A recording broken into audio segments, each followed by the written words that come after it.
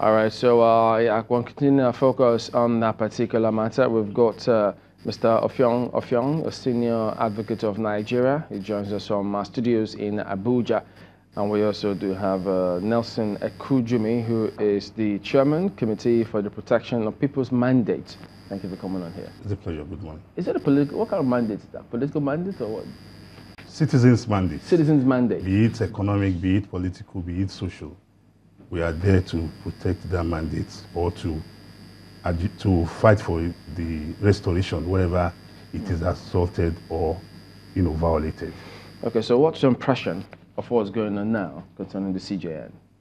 Well, it's a mixed match. One, that, the rule of law is taken, is put into effect.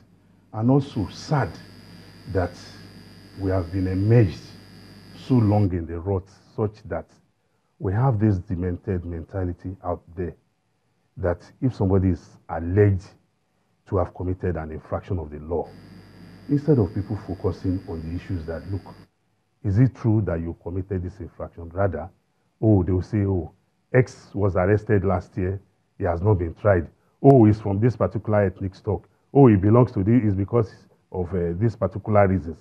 Leaving out the main issues and, focusing on trivialities, distractions. The issues for me are very, very clear.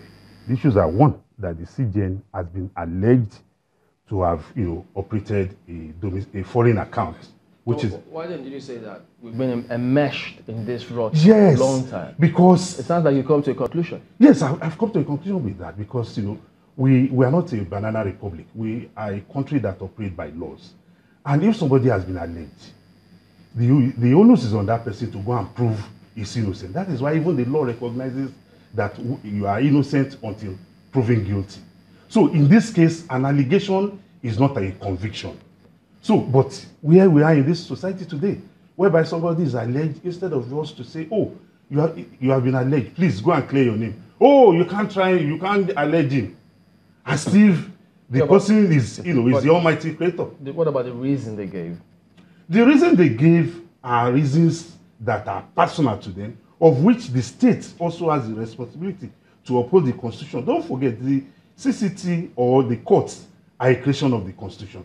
And whenever there is infraction, the Constitution stipulates actions that should be taken. Yes, that same Constitution that you're talking about in Section 158, subsection A, did talk about the powers of the NJC to try any judicial officer first. Yes. But that was not observed in this case. And no, you say that... The section does not say the NJC should try a judicial officer in every, action of his.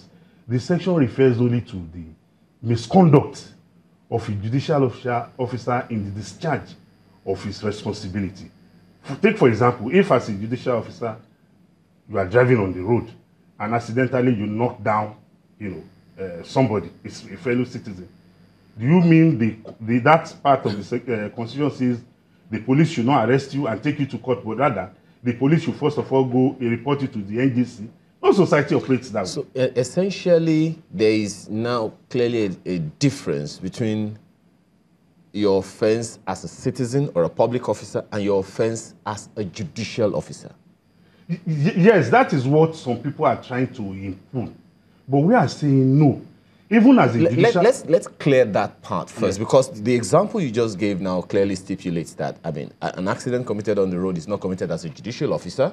Yes, it's committed as a citizen. As a citizen. Yeah, so definitely. Let's clear that. Yes. Which one is this offense?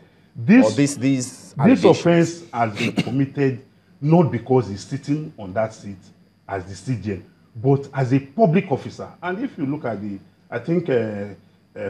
paragraph 5, maybe schedule, I've forgotten the schedule, stipulates who are those it refers to as public officers, of which the Chief Justice included, the justices of the Court of Appeal, the High Courts, and other judicial officers. So if you are falling into this category and you have been alleged to have committed, about some infractions, non-declaration of assets, operating a foreign account, which the same Constitution stipulates the consequence if you do that. I think the case is very, very clear. So I think we should be very careful and admonish our people not to turn our society into a banana republic. Because it is only in a banana republic where persons are alleged to have committed an infraction, and some people will just come up and say, no, it is political, it is witch hunt, don't go. It means tomorrow, if I sit down here, if I have a bunch of miscreants surrounding me, if I know I can challenge the state militarily, that means if I have committed an offense, you are telling me that I can use my force not to appear. That's a separate thing completely. No, it's just almost the same. You know, in this, at least you heard the report where elected custodian of the people's mandate. These are governors behaving like people that, I'm sorry to use the word, miscreants, criminals. No, we can't say that. No, when they said they should not appear. No, we need to be civil about that. No, I'm civil. That's why I crave your indulgence to use that word.